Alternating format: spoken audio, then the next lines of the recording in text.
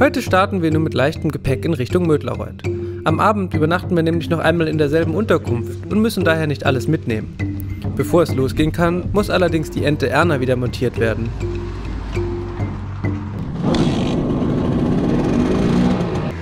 Nun kann es auch schon losgehen und von Friesau bis Mödlareuth ist es eigentlich auch nicht weit. Allerdings werden wir schon nach kurzer Fahrt ausgebremst, weil rund um uns herum plötzlich nur noch Kraftfahrstraßen sind, die wir mit unseren Mopeds nicht befahren dürfen. Ich weiß nicht, ob das eine gute Idee ist, so eine Kraftfahrstraße zu nehmen. Pass auf.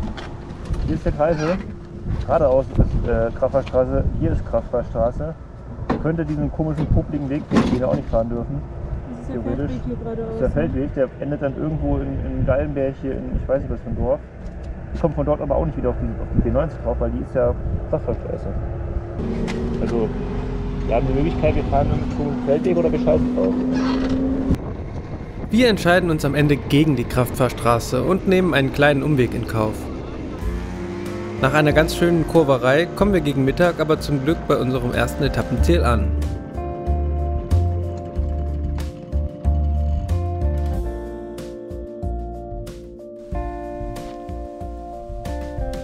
Wir sind hier in Mödlareuth und die ehemalige Grenze verlief direkt mitten durch den Ort. Und interessanterweise wurden eben die Häuser auf DDR-Seite nicht abgerissen, sondern sie sind stehen geblieben. Deswegen wurde der Ort auch als Little Berlin bezeichnet, weil es eben wie Berlin ein geteilter Ort war. Der kleine Tannbach, der einmal mitten durch das Dorf Mödlareuth fließt, ist schon seit über 200 Jahren ein Grenzfluss. Ab 1810 markierte er die Grenze zwischen dem Königreich Bayern und dem Fürstentum Reuß und seit dem Ersten Weltkrieg ist hier die Grenze zwischen dem Freistaat Bayern und dem Land Thüringen. 1952 wurde er zur Demarkationslinie zwischen BRD und DDR erklärt und das Dorf über Nacht geteilt. Zunächst mit einem Stacheldraht, später mit einem Holzzaun und schließlich sogar mit einer Mauer. Das ist der Blick von Bayern auf die thüringische Grenze. Man sieht nichts von dem, was dahinter ist.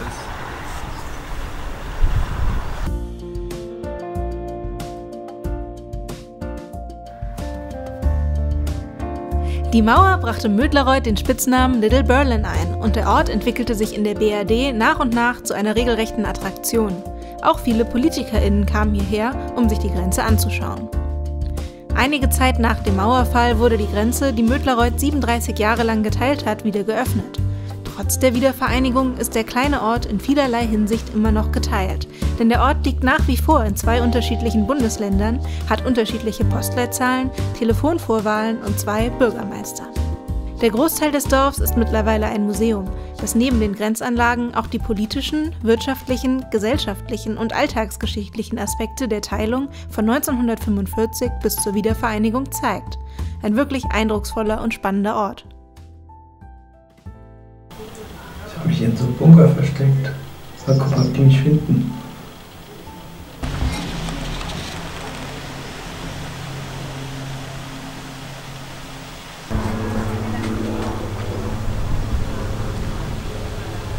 Mödlareuth ist wirklich einen Besuch wert, weil es die Absurdität dieser Grenze auf eine einmalige Art und Weise sichtbar macht. Man kann sich wirklich kaum noch vorstellen, dass so ein Aufwand wegen rund 50 EinwohnerInnen in diesem kleinen Dorf betrieben wurde.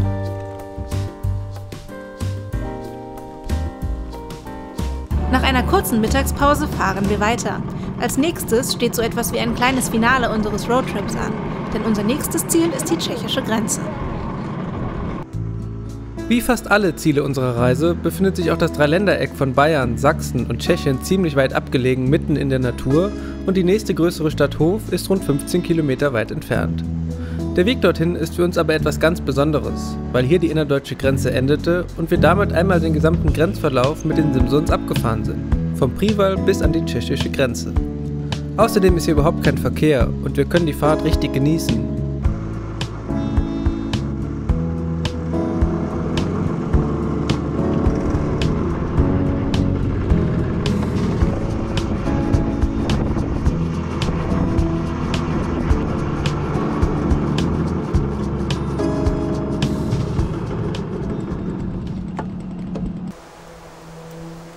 Lulu, wir haben es geschafft, wir sind am Ziel. Wir sind am Dreiländereck angekommen. Ja, du bist super unscharf, aber jetzt bist du wieder scharf. Dreiländereck. Wir sind am Dreiländereck angekommen. Ja, also wenn jemand fragt, Wir waren da. die innerdeutsche Grenze mit dem Moped abfahren, ist kein Problem. Ist super easy. Man braucht nur 2 Jahre. Eigentlich braucht man 2 Wochen, aber 2 Wochen, ja. naja. Vom Parkplatz aus sind es nur wenige Meter bis zum Dreiländereck. Auch wenn es auf den ersten Blick nicht so aussieht, hat dieser Grenzpunkt schon eine ziemlich lange Geschichte hinter sich. Im 19. Jahrhundert trafen sich hier die Staatsgrenzen von Bayern, Böhmen und Sachsen und bis 1918 verlief hier die Grenze zwischen Österreich-Ungarn und dem Deutschen Reich. Nach dem Zweiten Weltkrieg wurde er als Grenze zur DDR und der Tschechoslowakei zudem Teil des Eisernen Vorhangs und dementsprechend abgeriegelt. Durch das Ende des Kalten Kriegs und die Schengener Abkommen kann man sich hier glücklicherweise wieder frei zwischen den Staaten bewegen und völlig ohne Passkontrolle von Sachsen nach Bayern und von Bayern nach Tschechien reisen. Dies ermöglicht es zum Beispiel, dass laut einer Studie von 2016 täglich rund 18.000 Personen zwischen Bayern und Tschechien zur Arbeit pendeln. In welchem Land stehst du gerade, Silvio? Tschechien. Tschechien. Nee, schon in Sachsen. Jetzt nicht mehr.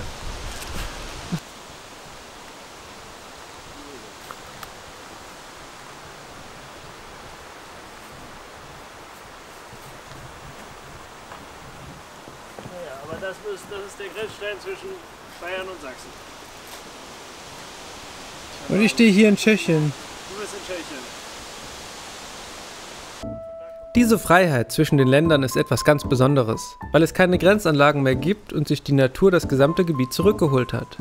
Eines der Schilder fasst es ziemlich gut zusammen: Grenzen trennen, Natur verbindet. Besser könnte das Fazit einer Reise entlang des Eisernen Vorhangs kaum ausfallen, wenn man bedenkt, dass diese Grenze vor nicht allzu langer Zeit beinahe Schauplatz eines Atomkriegs geworden wäre. Allerdings brachte die Grenzöffnung auch ganz neue Herausforderungen mit sich. So hat sich in der Grenzregion zwischen Tschechien und Deutschland beispielsweise ein vergleichsweise offener Raum für Zwangs- und Kinderprostitution entwickelt, der zahlreiche Sextouristen und Pädophile anlockt. Leider haben wir zu dem Thema nur relativ wenige Quellen gefunden. Hier besteht also Forschungs- und vor allem Handlungsbedarf, um einen grenzüberschreitenden Opferschutz und eine Täterverfolgung zu ermöglichen.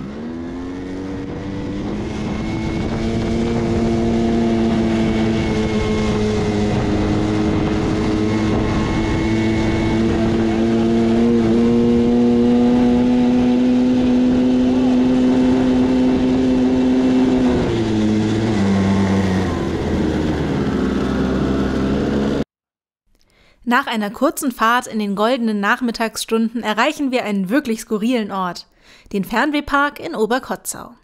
Dieser besteht aus einer riesigen Sammlung von außergewöhnlichen Ortsschildern aus aller Welt, von Pumpernudel über Mainkot bei Helmstedt bis Kirchschlag in der buckligen Welt. Der Park wurde am 9. November 1999, also genau 10 Jahre nach dem Fall der Berliner Mauer, gegründet und möchte als öffentliches Zeichen für grenzenlose Freiheit und für Völkerverständigung fungieren. Neben den Ortsschildern gibt es auch zahlreiche Bilder und Handabdrücke von Prominenten, die sich gegen Rassismus positionieren und für eine friedlichere Welt einsetzen. Ein wirklich cooles Projekt und wir hatten viel Spaß, die vielen Schilder zu entdecken. Wir machen uns nun auf den Weg zurück zur Unterkunft in Friesau.